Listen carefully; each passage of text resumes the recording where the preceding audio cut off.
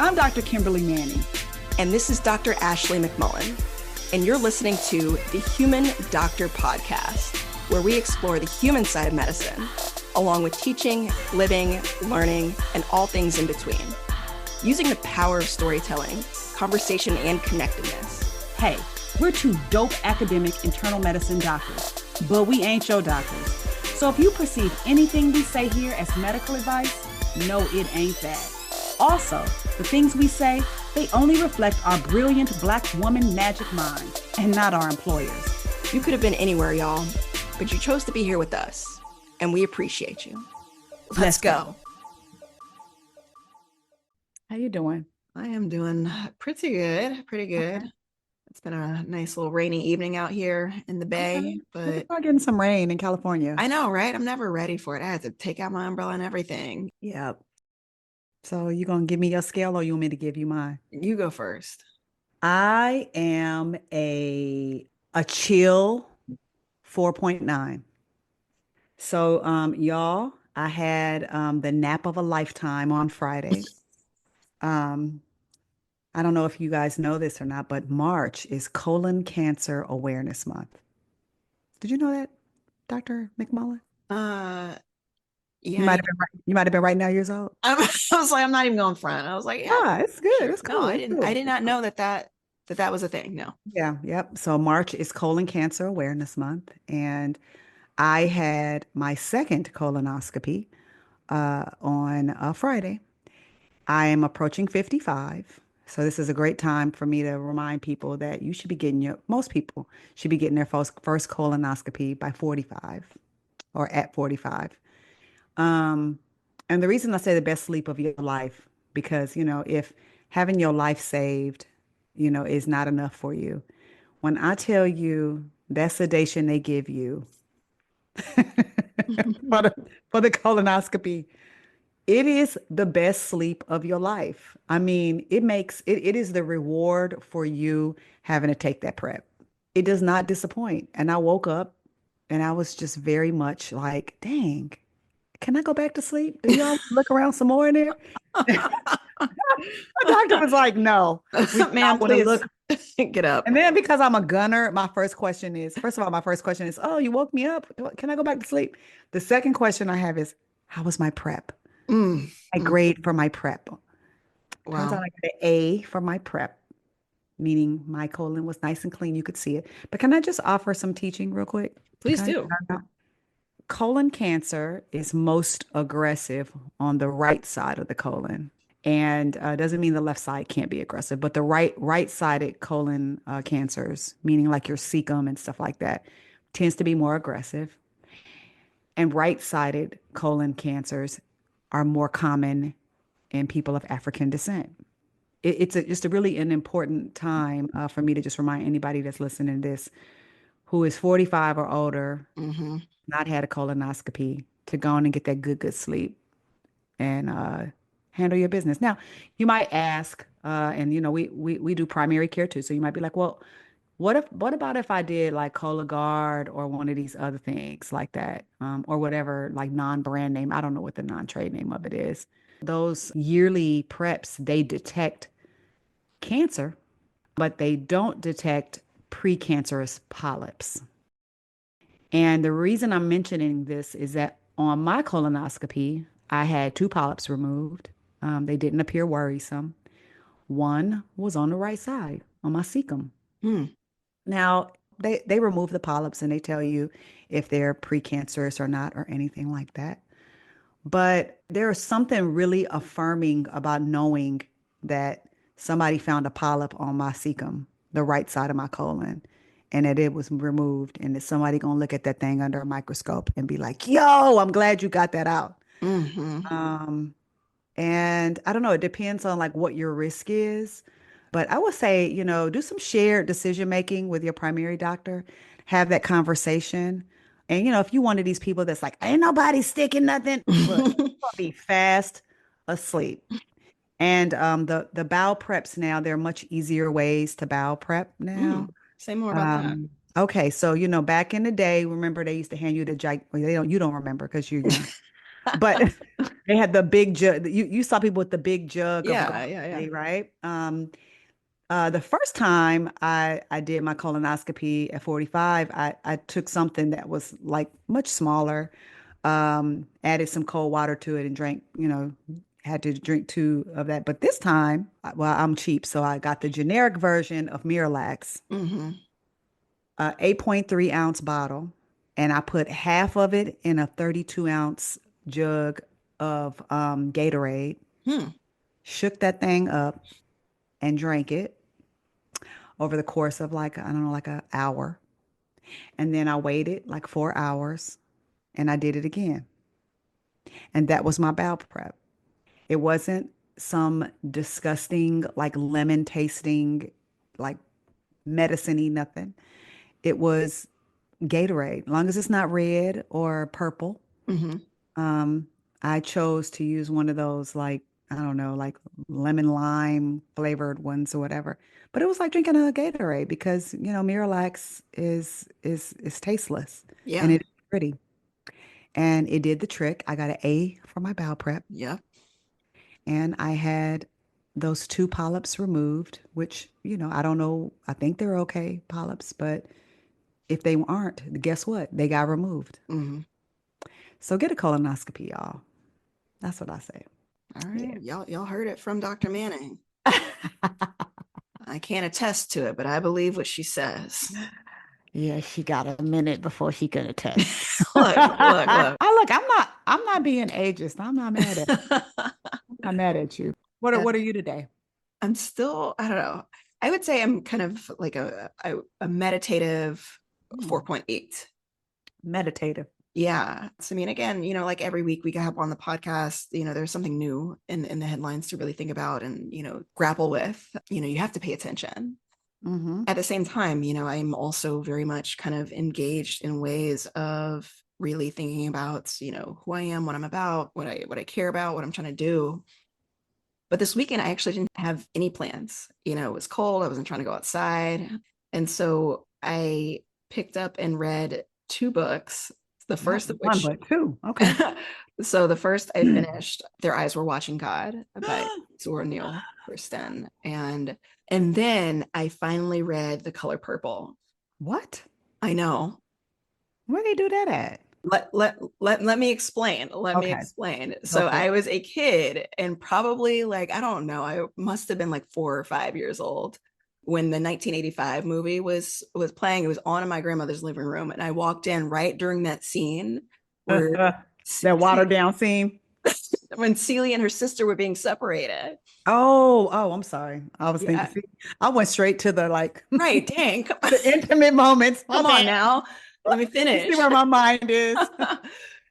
Yeah, no, I that was the scene that I walked into, and I was so traumatized. I didn't say anything. I didn't cry. I saw it, and then I immediately walked out. And I was just like, I want no no, right?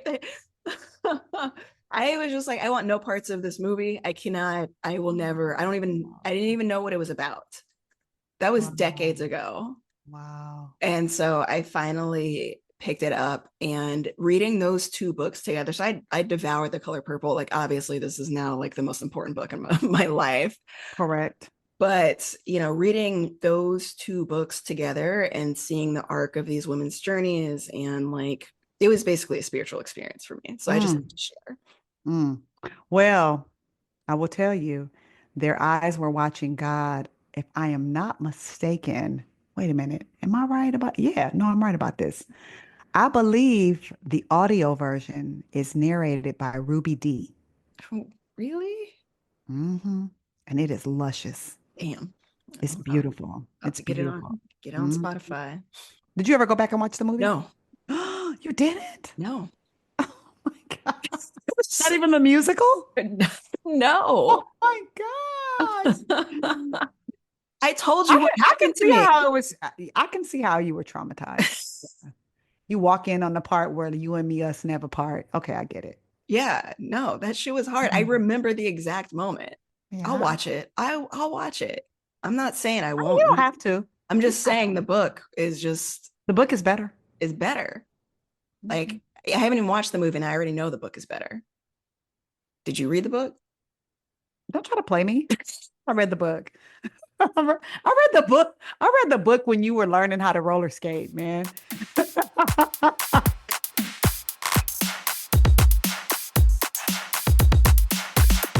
All right. Well, now that I've revealed the depths of my soul and childhood trauma to some judgmental ears on the other side, Oh, no, I got to work on that. it's all good though, because redemption is coming. I am incredibly excited for an evening hour. Dr. Manning, Yeah. she is Ooh, ready to grace us once again with an incredible story. that's right. So, what's the Okay. what? The what is a what that I think we might have used before, but Jolie will let us know. Mm-hmm. The what is defense. Defense. Defense. We may That have. sounds like a word we used before, but I just cognitively, because it's 10:38 p.m. in Georgia right now, Mhm. I don't know that I can like I'm trying to decide if it's something like where you stand. I mean, okay, defend. Defend. Okay. I think I said defense before. How about defend? Defend. Okay. Completely different. We'll take that. Defend. Yeah, defend. That's the word. That's it. Defend. All right. So, I am going to share two stories nestled together for you. I'm gonna take you back, whew, gosh, several years, probably easily about 8 or 9 years. I was on the hospital service and I was in the middle of a really, really busy stretch. Things were just going crazy. I had, one intern who was struggling. I had a resident who was highly competent, but, just one of these people were interpersonally, we just couldn't quite click together. Mm-hmm. Um, and so I felt like my brain was working very hard every day to kind of just stay afloat. But, I was nearing the end of it. And that was that. My son was attending for the first year a private school here in Atlanta, and we had moved him there to challenge him more and to have a smaller student to teacher ratio. And for the most part, it seemed like it was a really good move. Things were going fine. Mm-hmm. So in the middle of this really busy day, my phone rings, and I'm rounding. So I'm like, oh, it's the school. So I'm thinking maybe my son is sick or something like that. So I look at the phone, I answer it, and they're like, hello, Kimberly, because these independent schools, they will call you by your first name and expect your kid to call them by their first name. Hey, Kimberly, we need you to come and get your son. I was like, come and get him? So I'm thinking, oh, is he febrile? What's going on? No, no. He was fighting. I Mm. was like, he was fighting. Now, you've met my son Isaiah. And Mm-hmm. he's a lover, not a fighter. In my mind, I was thinking the other son. And both of my sons, one might, nuck if you buck, but the older one, he's high EQ. He's a lover, not a fighter. He'll Mm-hmm. talk to you, he'll argue with you, but he's not looking to be violent. He doesn't choose. Right. So I said, do you mean my son Isaiah? And he's like, yeah, Isaiah. He was kicking and punching another student, and we have a zero tolerance policy. You need to come and get your son and take him home. I was like, what? They're like, yeah, he was kicking and punching and fighting another kid. They kept saying kicking and punching and fighting another kid. I was like, wow, this is like I had never even seen him fight his own brother. I was just like, Mm-hmm. what? And he's no, pushover or anything. He just that's not how he handles conflict, right? So I was so confused. So I was like, of course, the first thing I felt, here's my kid at this elite school now, and he's new there. Of course, I feel embarrassed. Mm. It's like, oh my God, how dare he embarrass me like this? I said, where is he? And can I speak to him? And they're like, oh no, he's in the headmaster's office and blah blah blah. He'll talk to you when you get there. But we have a zero tolerance policy, and Kimberly, Kimberly, I'm so sorry to call you with this, but you know, you got to come get him right now. Now, remember, I told you about what my day was like. This just like immediately made me start just feeling like I was going to crack up. And Mm. so I call a colleague. I'm like, I'm gonna need you to back up my team. I got to go to my son's school. So I'm walking out and I am fuming. I am just mad. I'm embarrassed. This is a school that's, kind of homogenous, and my son is one of probably a very small handful of black males there. I was just salty. First year there. I get in the car and I'm already like just cussing. Mm. And I call my husband and he's like, "Hey, what's up?" I was like, "Yeah, I'm on my way to Isaiah's school right now." I was like, "Oh man." And he's like, "What happened?" He's calm because, he Mhm. be calm and I don't Mhm. be. So I am going off. I'm like, da, da, da, da, da, da, da, da. And do you know this boy done fought somebody? And then I decided to go off on Harry too. I don't know what you told him. You telling them, don't let nobody put their hands on you. Look, this is a time when, the tactics that our parents used when we was little, when you go back outside and beat somebody up to hit you, you can't be doing that anymore. And blah, blah, I'm just going off. And he is just quiet. He's like, "Are you done?" And I was like, "Yeah, I'm done." I was like, "This is just, I mean, I cannot believe he did this." And, so he stops me and he goes, "I need you to do me a favor because, I can't get over there right now." He said, "The first thing you do when you get in that school is you go to our son." And I said, "Oh, that's what I'm going to do." And he's like, "No, no, no. You go to our son and you ask him to tell you what happened. That's what you do. Don't go in there talking to the teacher first. Don't talk to the headmaster first. And don't talk to the other kids' parents first. Don't go in there saying sorry to nobody. Don't you do nothing until you speak to our child." No, this is elementary school. This is like early in elementary school, like second grade or something like that.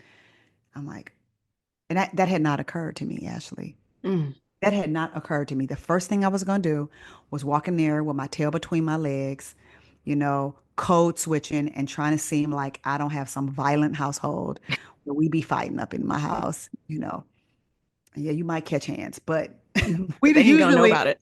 but they're not going to know about it, right? So I go in, I did exactly what Harry said. I walk in, and the first thing that happens is that the headmaster comes up to me and it's like, "Kimberly, I'm so sorry to bug you at work, but like I said, we have a zero tolerance policy." And I put my hand up. I said, "May I please speak to Isaiah before we talk?"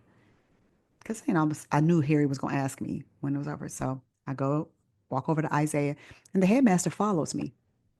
And I said, "Hey, son," and he is already crying. He's Mm. like, I'm so sorry. So he's crying, and I Mm. say, "Son, what happened?" He was like, "Well, we were all lined up after recess, and recess ended, and it was time to go back to class." And I said, "Okay." He said, "But I have 50 cents that you had given me, and you said I could use it in the vending machine, and I was going to use it in the vending machine. And I was trying to hurry up and use it in the vending machine before recess was over, but they were calling us to come back in. So I just said, I'm going to just go over there really, really quick and get something so that I can have it during snack." I'm still like, "Okay." And then I'm gonna give the boy a name, Rick. Rick comes over there and he like pulls on my shoulder and says, "It's time to go to class." And he's in my grade. He's not my boss. I said, "No, Rick is not your boss." And I said, "Okay." And I turned around and I was finishing what I was doing. And then he like pulled on my arm so that I couldn't do it. And he said, "It's time to go to class." And I kind of like put my hand on his chest and said, "Back up. You're not the boss of me." And mom, then he pulled me away from the vending machine and he pushed me. And I pushed him back. I know I shouldn't have, but I pushed him back and he fell on his bottom. Okay. So then what happened? He said, and I know I shouldn't have done it, but that's what I did. I said, but when did you kick him or punch him? He was like, no, no, I didn't kick him or punch him. He pushed me, and then I pushed him back, and then he pushed me, and then I pushed him back harder, and he fell on his bottom. But then what happened? He was like, but I just and then my teacher came over there and we got in trouble. So when the teacher got over there, Isaiah was standing up, and this other little boy who does not look like Isaiah was on his butt. And what happened to me is that I was notified that my son was kicking, fighting, and punching another child. I Mm. said, kick, fight, or hit him. He said, no, ma'am. I said that. So I looked at the headmaster and I said, the teacher called me to come get him. Tell me, what's the policy? Do they come to you? You discuss it with the kid and then you call me? Or like, how does it work? It's like, well, if the teacher, well, I said, did anybody witness my son kicking, fighting, or punching somebody? So the other little boy is sitting in the corner, pouting and tearful. And I said, did my son punch you or kick you? He said, no, but he pushed me very hard. I said, but did he punch you? He said, no, but he pushed me. I said, but didn't you push him? He said, he wasn't supposed to be on the vending machine. And I said, but why is it your job to well, if he can get something on the vending machine, we all should be able to. I was like, well, I, I said, so wait a minute. Did he punch you or kick you at all? He said, no. So I'm looking at the headmaster. I said, so let me get this straight. Did nobody saw my son punch or kick anybody? And he was just his whole face got beat red.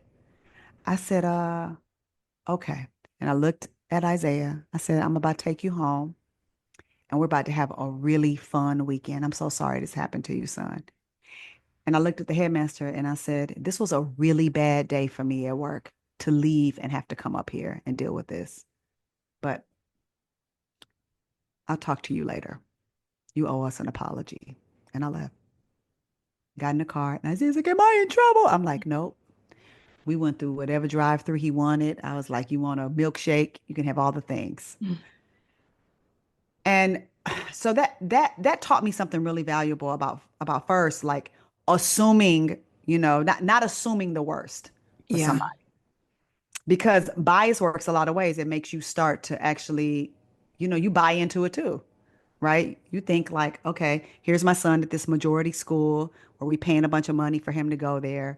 And somebody's called me in and I immediately jump to feeling embarrassed, which makes me impulsive and which makes me come in there guns blazing Hmm. to say something that wasn't true.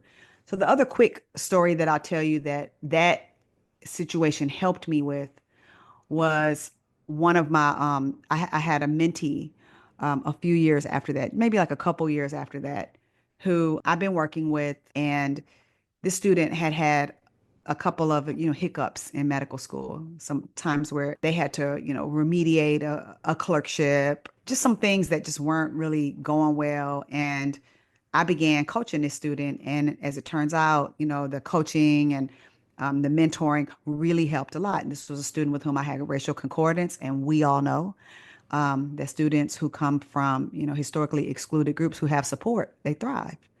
So this person got a whole bunch of support and was doing really, really well.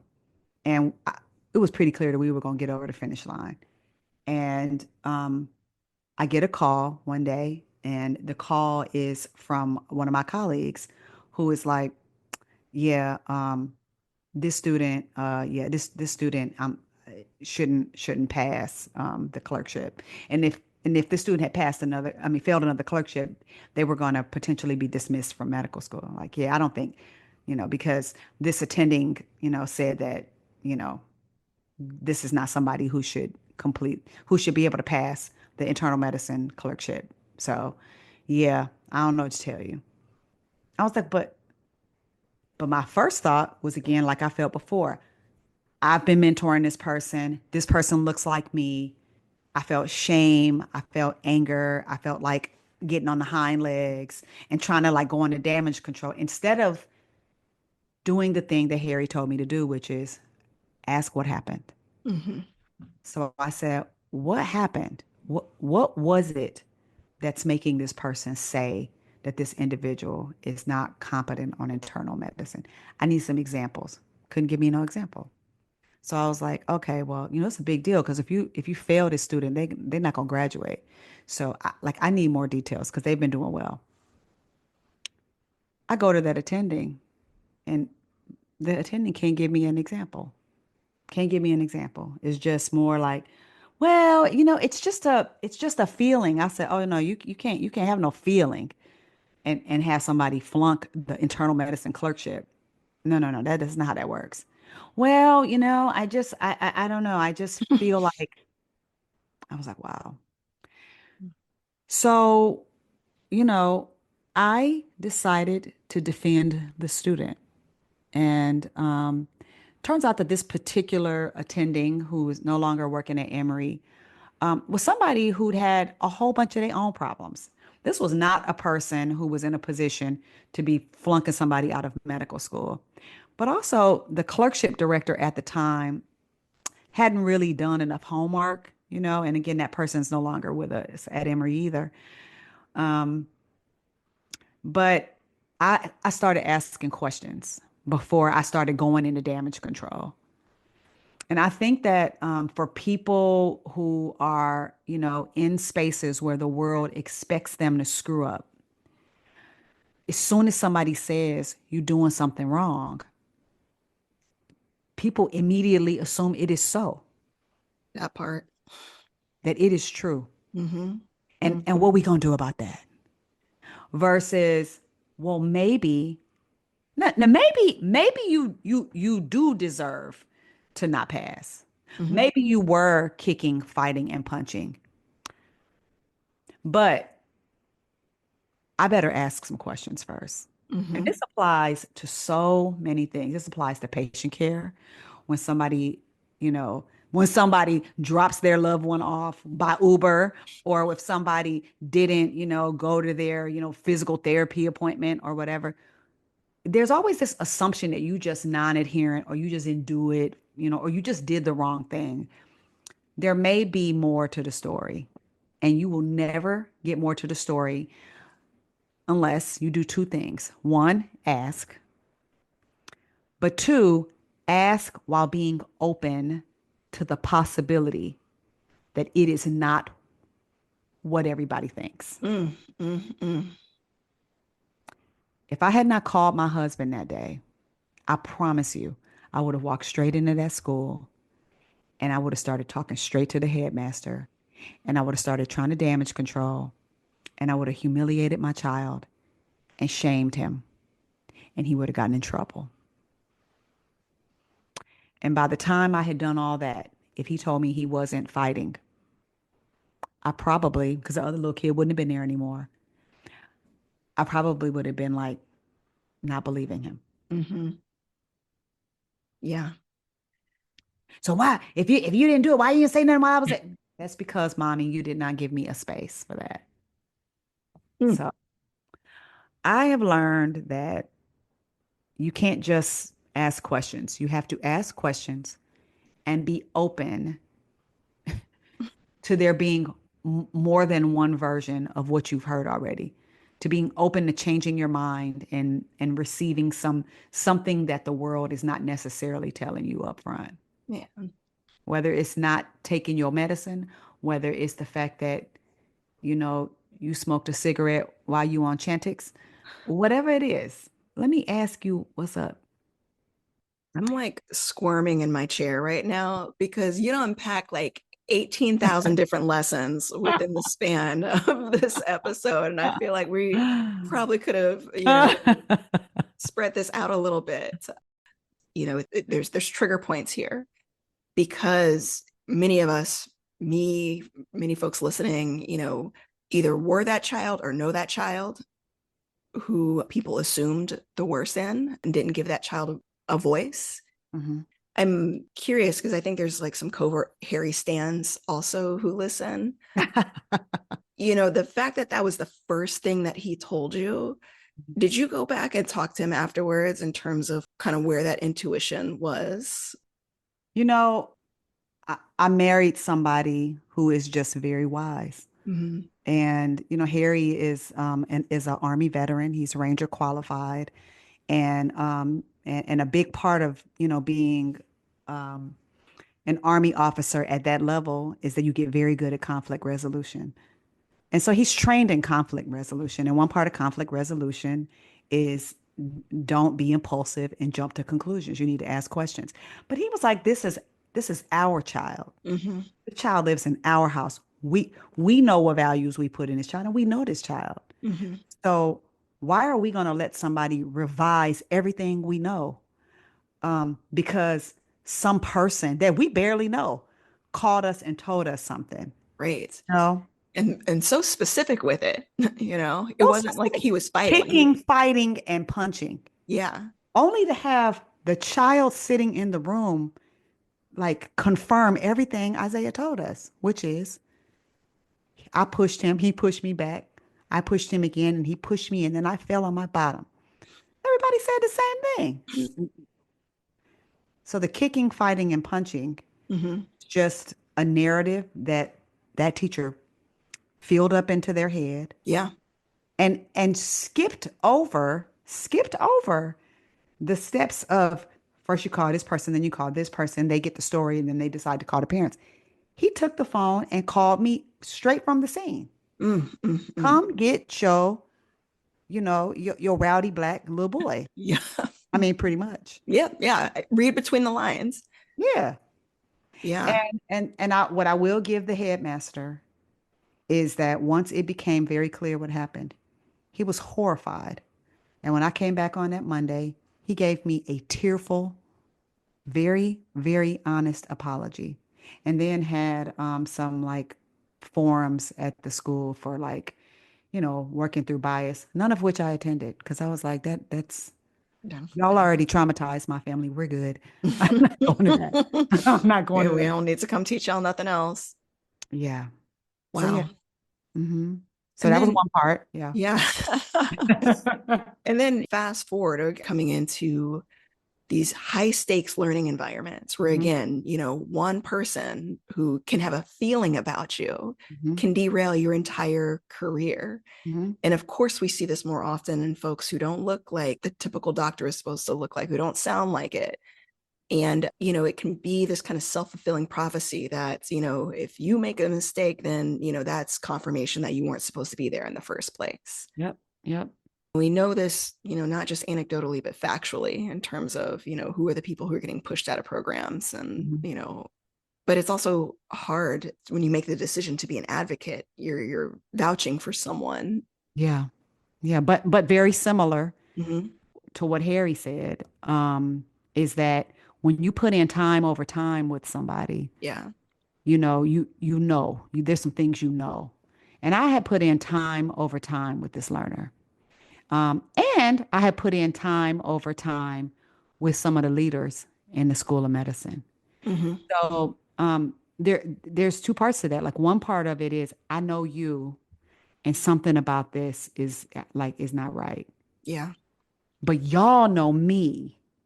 And you know that if I'm getting ready to come into your office and tell you you need to give this another look and something about this ain't right, um, hopefully that's going to cause you to slow down before you just go and throw this person out of medical school based upon what somebody is feeling. Mm-hmm.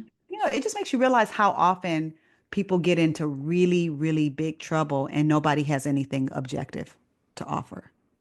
Yeah. Nothing objective. Yeah. There's just so many, like, you've worked with people, Kimberly, where while you're working with them that like this person isn't where they're supposed to be. I was like, yeah, no, when I work with somebody and I feel like they need remediation, I start taking notes because I know I'm gonna need to be real, real, real specific. Mm-hmm. And I start giving them feedback to give them an opportunity to grow. Because that's what we do, right? We don't just be like watch you screw up and at the end write something scathing or even worse, just say I got a feeling. Yeah. Like, what? How do you do that. And and you ain't the person to be saying that about nobody. God. You need to get yourself together while you out in these streets trying to destroy somebody's life. Right.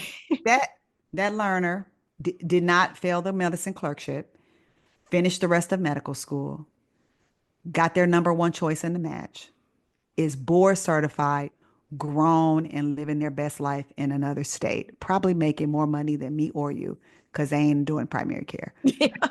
I, I'm, I ain't mad at it. That's all right. Um, and then Yeah.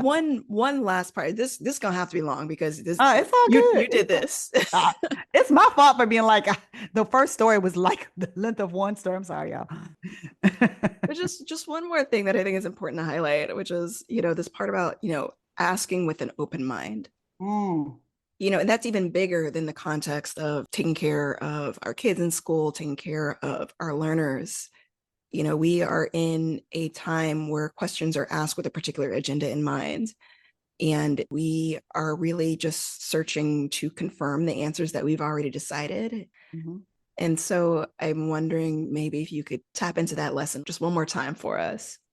I think it was one thing to be told, go and ask our son what happened, right? Mm-hmm. Or even to take that to go and find out more about what happened with this student. Because Mm-hmm. again, we, uh, when you feel shame or you feel angst, um, you develop urgency, and that urgency makes you impulsive, and that impulsivity makes you do things that can cause harm to people if you haven't like slowed down some. Mm-hmm. But I think the urgency and all that it erases all the space for you to be open.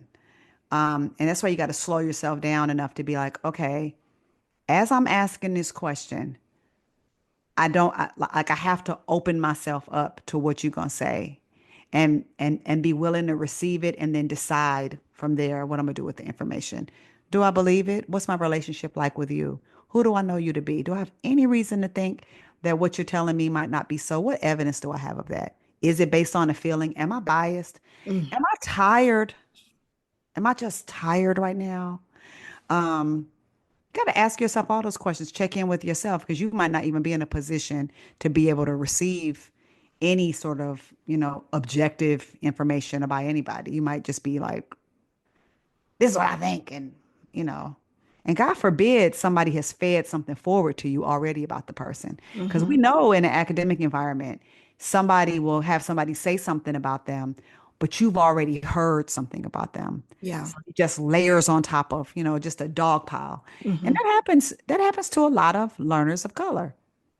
And that is why you need some heterogeneity in leadership roles. It's not enough for you to have, if you don't want to say diversity, heterogeneity. If you don't want what if it's not enough to just have it in the residency and in the medical school. Yeah. You gotta have it in the leaders too, Mm-hmm. who've lived the experience, who know a little bit different, who Yeah. have experiences like leave the middle of your busy ass ward team to come and get your kid who indeed was not fighting, kicking, or punching.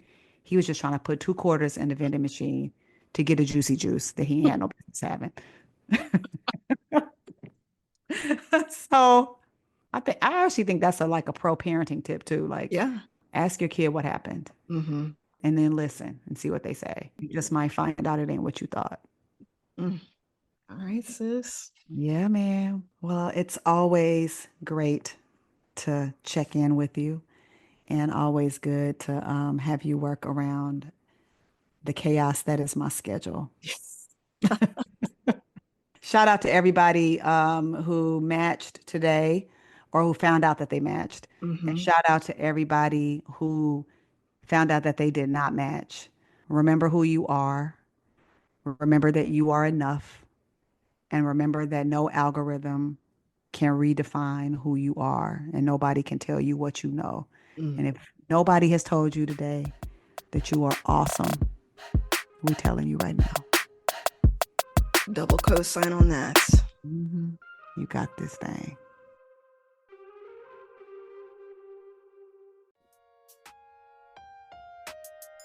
That wraps up this week's episode of the Human Doctor Podcast. Special thanks to our favorite brother gastroenterologist, Dr. Chuma Obiname, for the beats. Shout out to the Dr. Ashley McMullen for editing and production. Mad love to our podcast family at The Nocturnist and the Clinical Problem Solvers, our Med Twitter fam. And especially shout out to all of you, our listeners. Until next week, remember, we see you and you are enough. Holla!